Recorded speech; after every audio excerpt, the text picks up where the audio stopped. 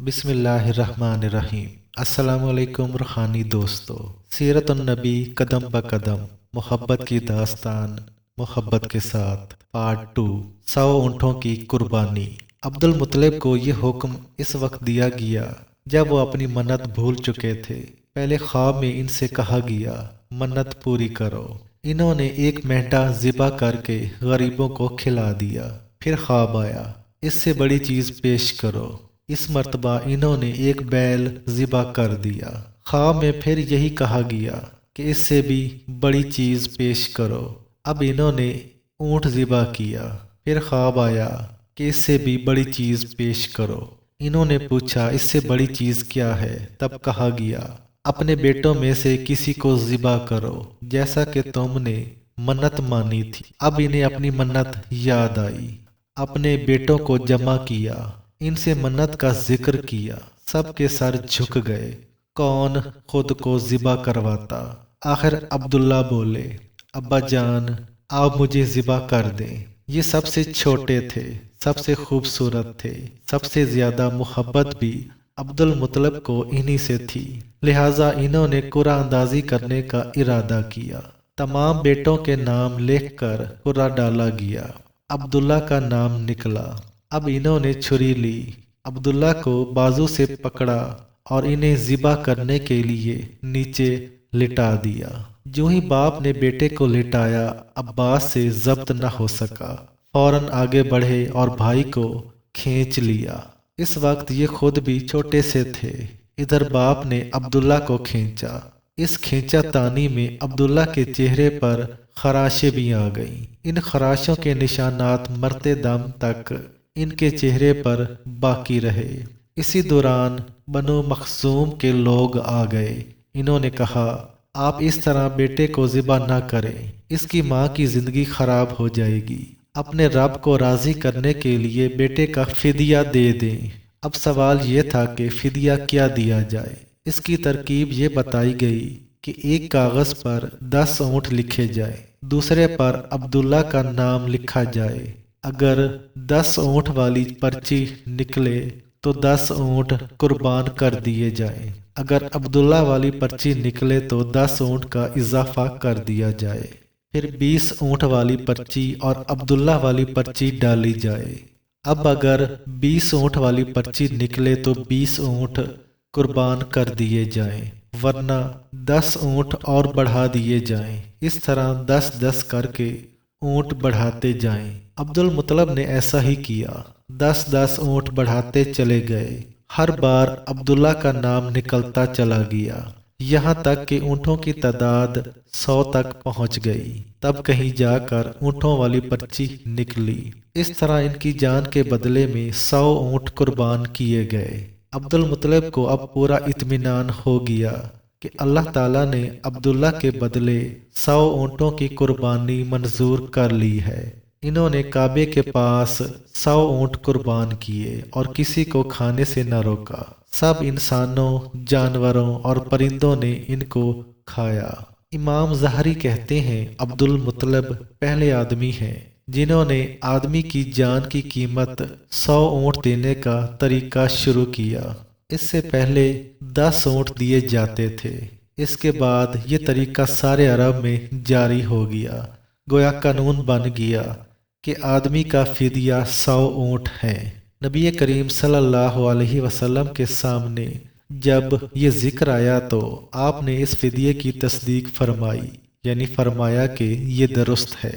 اور اسی بنیاد پر نبی کریم صلی اللہ علیہ وسلم فرماتے ہیں میں 2 ذبیحوں یعنی اسماعیل علیہ السلام اور عبداللہ کی اولاد ہوں۔ حضرت عبداللہ قریش میں سب سے زیادہ حسین تھے۔ ان کا چہرہ روشن ستارے کی مانند تھا۔ قریش کی بہت سی لڑکیاں ان سے شادی کرنا چاہتی تھیں، مگر حضرت عبداللہ کی حضرت آمنہ سے شادی ہوئی۔ حضرت آمنہ وہب بن عبد مناف بن زہرہ کی بیٹی تھیں۔ شادی کے وقت حضرت عبداللہ کی عمر 18 سال تھی۔ یہ شادی کے لیے اپنے والد کے ساتھ جا رہے تھے۔ راستے میں ایک عورت کعبے کے پاس بیٹھی نظر آئی۔ یہ عورت ورقہ بن نوفل کی بہن تھی۔ ورقہ بن نوفل قریش کے ایک بڑے عالم تھے۔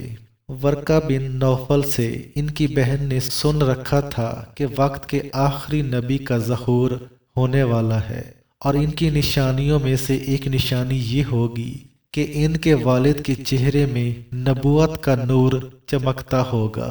جو ہی اس نے عبداللہ کو دیکھا، فوراً یہ بات اس کے ذہن میں آئی۔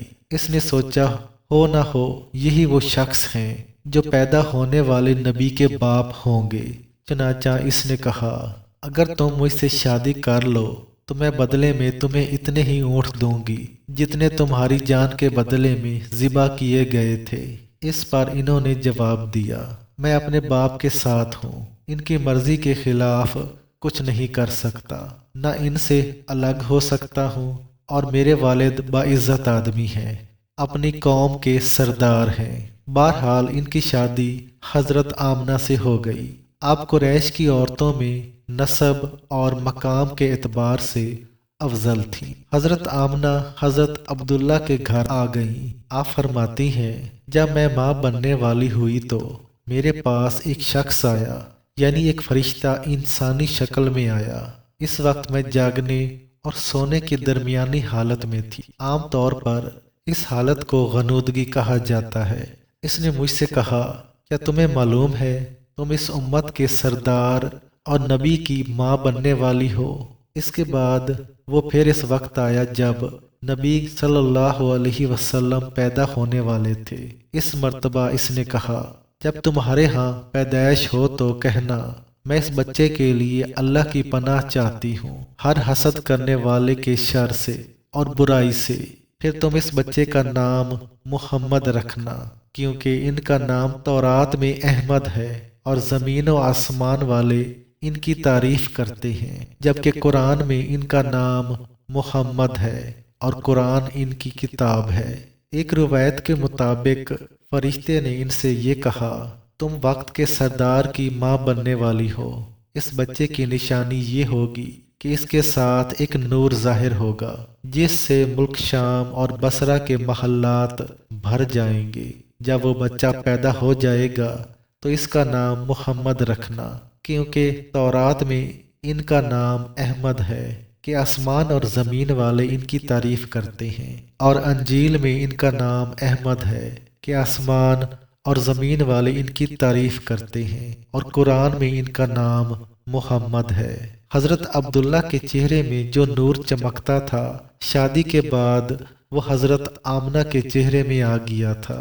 امام ظاہری فرماتے ہیں، حاکم نے یہ روایت بیان کی ہے اور اس کو صحیح قرار دیا ہے کہ صحابہ رضی اللہ عنہم نے حضور نبی کریم صلی اللہ علیہ وسلم سے عرض کیا، اے اللہ کے رسول، ہمیں اپنے بارے میں کچھ بتائیے۔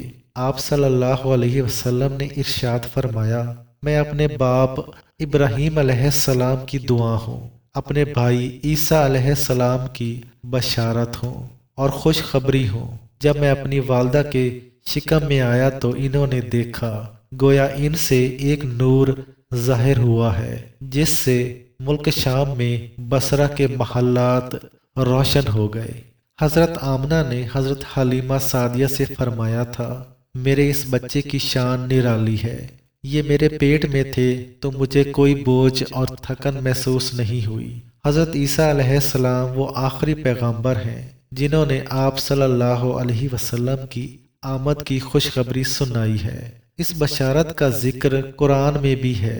سورۃ صف میں اللہ تعالیٰ فرماتے ہیں، اور اسی طرح وہ وقت بھی قابل ذکر ہے جبکہ عیسیٰ بن مریم نے فرمایا کہ اے بنی اسرائیل، میں تمہارے پاس اللہ کا بھیجا ہوا آیا ہوں کہ مجھ سے پہلے جو تورات آ چکی ہے میں اس کی تصدیق کرنے والا ہوں، اور میرے بعد جو ایک رسول آنے والے ہیں ان کا نام مبارک احمد ہوگا، میں ان کی بشارت دینے والا ہوں۔ اب چونکہ حضرت عیسیٰ علیہ السلام یہ بشارت سنا چکے تھے، اس لیے ہر دور کے لوگ آپ صلی اللہ علیہ وسلم کی آمد کا بے چینی سے انتظار کر رہے تھے۔ ادھر آپ کی پیدائش سے پہلے ہی حضرت عبداللہ انتقال کر گئے۔ سابقہ کتب میں آپ کی نبوت کی ایک علامت یہ بھی بتائی گئی ہے کہ آپ کے والد کا انتقال آپ کی ولادت سے پہلے ہو جائے گا۔ حضرت عبداللہ ایک تجارتی قافلے کے ساتھ تجارت کے لیے گئے تھے۔ اس دوران بیمار ہو گئے اور کمزور ہو کر واپس لوٹے۔ قافلہ مدینہ منورہ سے گزرا تو حضرت عبداللہ اپنے ننیال یعنی بنو نجار کے ہاں ٹھہرے۔ ان کی والدہ بنو نجار سے تھیں۔ حضرت عبداللہ اس جگہ 1 ماہ تک بیمار رہے اور انتقال کر گئے۔ انہیں یہیں دفن کر دیا گیا۔ تجارتی قافلہ جب حضرت عبداللہ کے بغیر مکہ مکرمہ پہنچا اور عبد المطلب کو پتہ چلا کہ ان کے بیٹے عبداللہ بیمار ہو گئے ہیں اور مدینہ منورہ میں اپنی ننیال میں ہیں، تو انہیں لانے کے لیے عبد المطلب نے اپنے بیٹے زبیر کو بھیجا۔ جب یہ وہاں پہنچے تو عبداللہ کا انتقال ہو چکا تھا۔ مطلب یہ کہ آپ صلی اللہ علیہ وسلم اس دنیا میں اپنے والد کی وفات کے چند ماہ بعد تشریف لائے۔